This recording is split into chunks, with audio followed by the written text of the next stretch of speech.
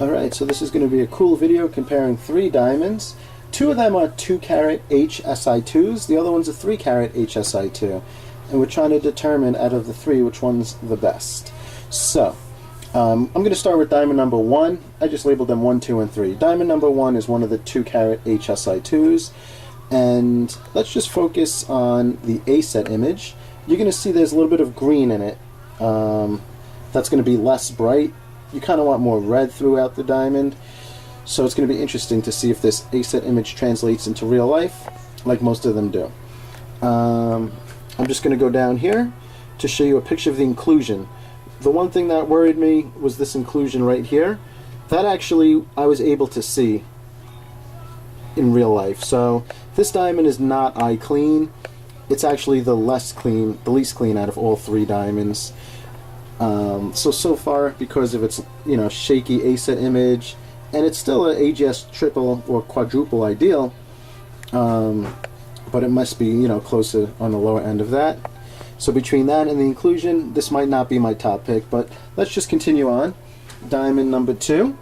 See, that's more of the A set image you're looking for. Less greens. You do want a little bit of green around the outside. It helps create all the contrast and whatnot. But it's much better than the A set over here. So as I go down, you're going to see there's inclusions throughout the diamond.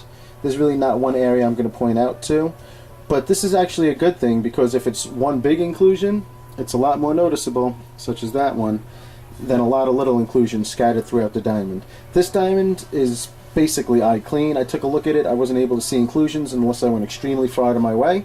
That's great for an SI2. To the human eye, it looks more like an SI1, maybe even like a low VS2. Now, diamond number 3. You're going to see nice A set as well. It's a little bit more leakage going on. You could see some of the greens under the table. This one was more solid red.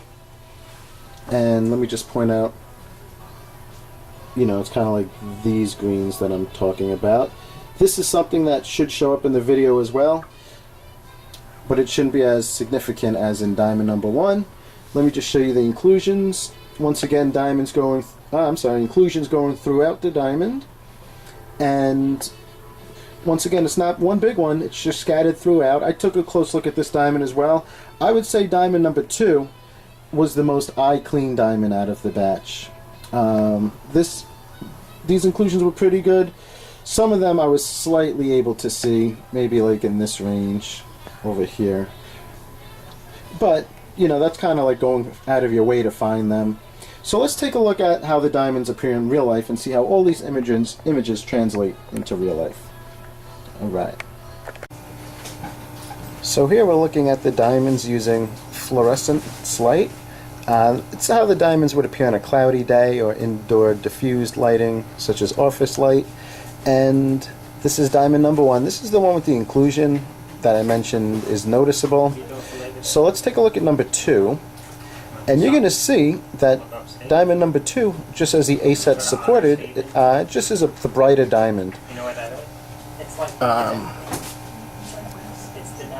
It just screams at you a little bit more. This diamond has some of those areas of light leakage and whatnot. Like, just look at how bright this is over here. We're really not getting that on a lot of the diamond number 1. So both diamonds, they actually do meet the ideal cut grade or the ideal light performance, as I mentioned, but this is a high-end ideal diamond. This one probably just made it, if you know what I mean. Let me bring diamond number 3 into the mix, and that's the 3-carat. Here you can see the size difference between the two. It's not extreme, but it is slightly there. Now I took a look at this diamond. I looked at the inclusions, as I mentioned, and it is pretty eye clean. It's just not as eye clean as this diamond. This diamond, I would say, diamond number 2, if that's 95% eye clean, this might be 90% eye clean. And this diamond is actually cut better too. You're seeing it's a little bit more bright. This had some of those areas of light leakage, kind of like I was explaining. And let's take a look at all 3 side by side. So in terms of light performance, This would be the least. This is in the middle. This would be my top pick. This is also the eye clean diamond. So right now I'm pretty high on the diamond in the middle. Let's look at a few of the lighting environments.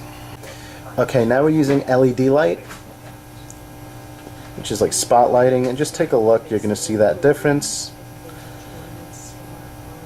And keep in mind, you know, AGS is usually a little bit stricter on cut quality. So if this met the AGS ideal mark, imagine some of the GIA triple excellence we've seen. A lot of them wouldn't even hold up to that. But you could just see the reflection. And you know, the tray creates a shadow, so you're not getting the reflection from the bottom. But once looser in a setting, the whole diamond's illuminating as it does on the top half. Let me bring the third diamond. And this diamond does pretty well too in this light.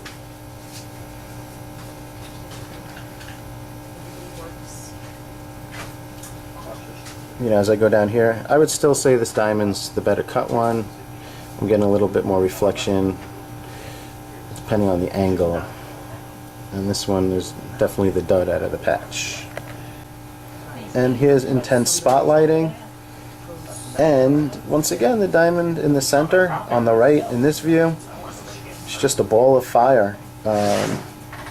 It's kind of what you want. You know, that diamond does have unbeatable optical performance. And let me just show you alongside this one.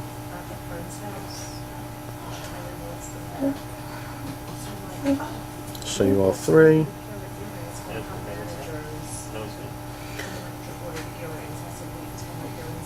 So as I mentioned, if all the sizes are appropriate, you know, I think the diamond in the center is the best for at least two reasons: most eye clean, as well as the best light performance. Charlie. All right, thank you.